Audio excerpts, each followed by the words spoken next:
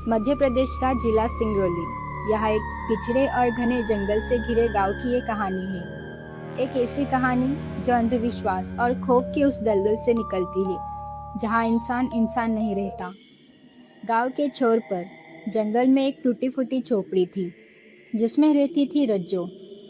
रज्जो जिसे उसके पति ने तड़पता हुआ छोड़ दिया था क्योंकि उस पर अपने ही मासूम बच्चों की बलि देने का आरोप था। गुनाह साबित तो नहीं हुआ, लेकिन गांव वालों की नज़रों में वो औरत नहीं, एक जिंदा भूतनी या एक पिशाचनी थी। दिन के उजाले में अगर रज्जो भूल से भी गांव की सीमा में कदम रख देती तो लोग उसे पत्थरों से मारकर घसीटते हुए वापस जंगल में फेंक देते।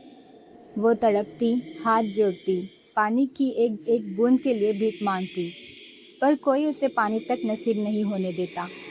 गांव वालों का मानना था कि रात के घने अंधेरे में रज्जो एक खूंखार चुड़ैल बनकर गांव की गलियों में भटकती है और जो कोई उसे अकेले मिल जाए उसे अपने वश में करके जंगल ले जाती है और फिर चबा जाती है उसका कच्चा मांस। तभी एक दिन शहर से दो निडर पत्रकार अनवर और सुदीप पास की कोयला खदानों पर एक अखबार के लिए लेख लिखने इस गांव में आए। उसी शाम रज्जो फिर से भूख प्यास से तड़पती हुई गांव में घुस गई। हमेशा की तरह गांव वाले लाठियां लेकर उस पर टूट पड़े। हंगामा देखकर अनवर और सुदीप दौड़ते हुए वहां पहुंचे। रोकिए, ये क्या कर रहे हैं आप लोग? एक अकेली औरत पर इस तरह लाठियां उठा रहे हैं? क्या गुनाह है इसका? बाबूजी, बीच में मत पड़ो। ये शहर नहीं है तुम्हारा। ये औरत नहीं, साक्षात काल है, चुड़ैल है ये। हमारे बच्चों को खा गई। गांव के कई लोगों को निगल गई है ये। डरो मत माई, बताओ क्या चाहिए तुम्हें? बेटा, मुझे बस थोड़ा सा पानी और खाने का एक टुकड़ा दे दो, मैं चली जाऊंगी यहाँ से। मुखिया जी, ये बेचारी सिर्फ खाना और पानी मांग रही है, इसे दे दीजिए, ये चली जाएगी। क्यों बेवजह इस पर जुल्म कर रहे हो? कहा ना बाबूजी, अपना काम करो और हमें अपना काम करने दो। आज तो हम इसकी चमड़ी उधेड़ कर रहेंगे। अगर तुम दोनों में से कोई भी इसके बीच में आया तो तुम्हें भी इसी वक्त इस गांव से बाहर धकेल दिया जाएगा। अनवर और सुदीप पत्रकार थे, सच और इंसानियत के रास्ते पर चलने वाले।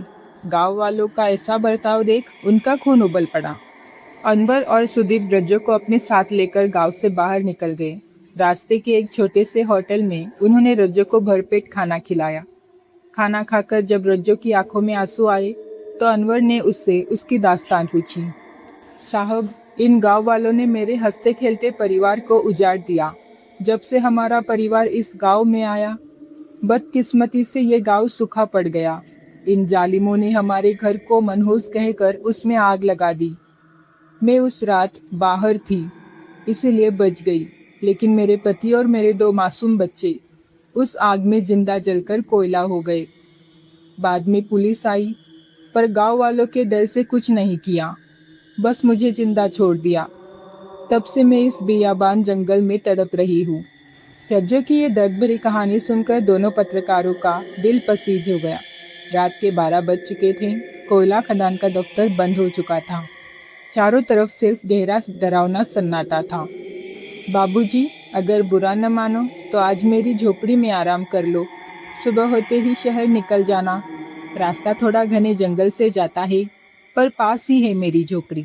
कोई और रास्ता न देखकर अनवर और सुदीप ने रज्जो की बात मान ली। वो दोनों उस काली स्याह रात में रज्जो के पीछे पीछे उस घने जंगल के सीने को चीरते हुए आगे बढ़ने लगी।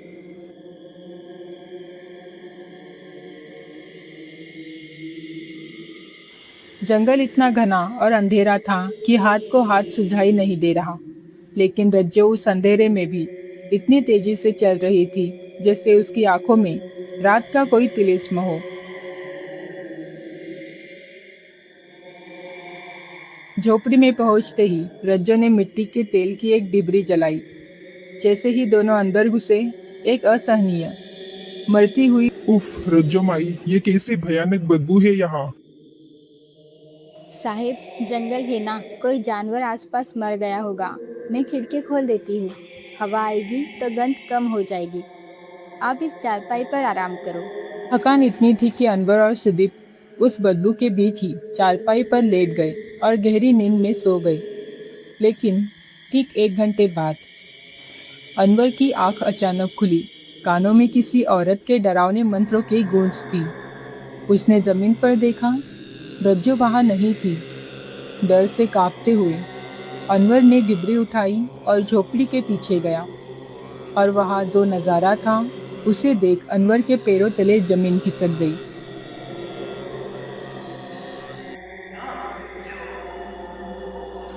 रज्जो वहां बैठी थी। उसकी आंखें बंद थी।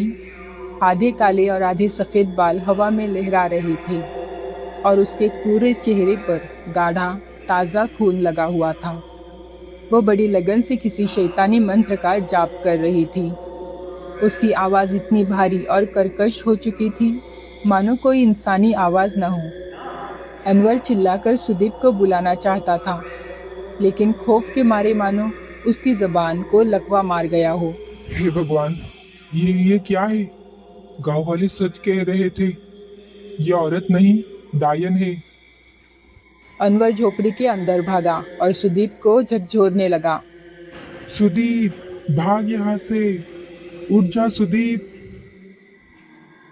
सुदीप उठा तो सही, लेकिन उसकी आंखें पथराई हुई थी।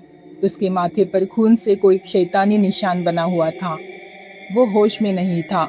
तभी पीछे से रज्जो बिजली की फुर्ती से झोपड़ी के दरवाजे पर आ खड़ी हुई। उसने अनवर के बाल पकड़े और उसे जमीन पर पटक दिया। एक 50 साल की बूढ़ी औरत में इस वक्त दर्जनों मर्दों जितनी ताकत आ चुकी थी। उसने अनवर पर कोई जादुई राख फेंक कर मारी। अनवर का सिर फटने लगा, उसे चक्कर आने लगी।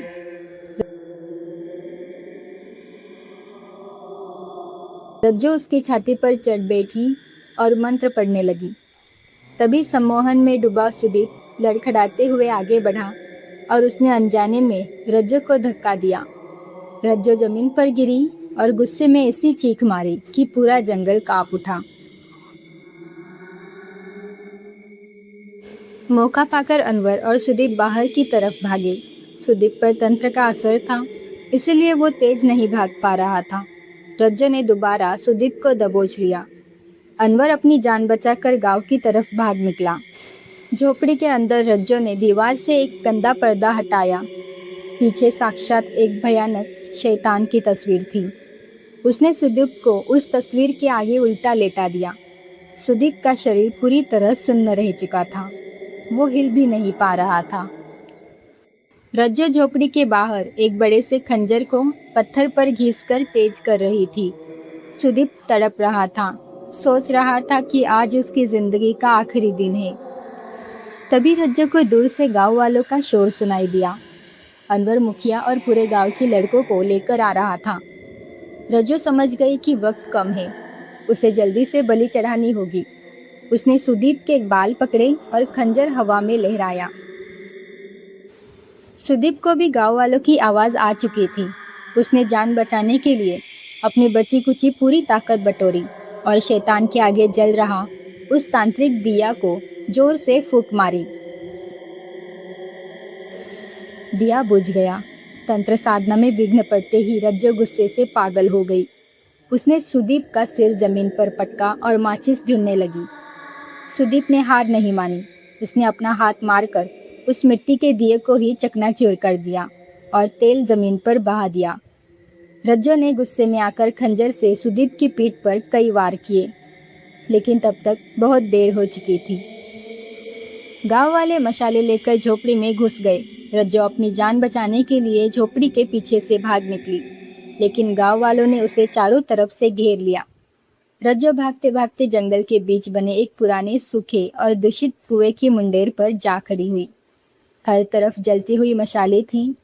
मौत को सामने देख रज्जो के चेहरे पर एक डरावनी शैतानी हंसी तैर गई। वो चीख कर बोली, तुम मुझे क्या मारोगे रे गाँव वालों?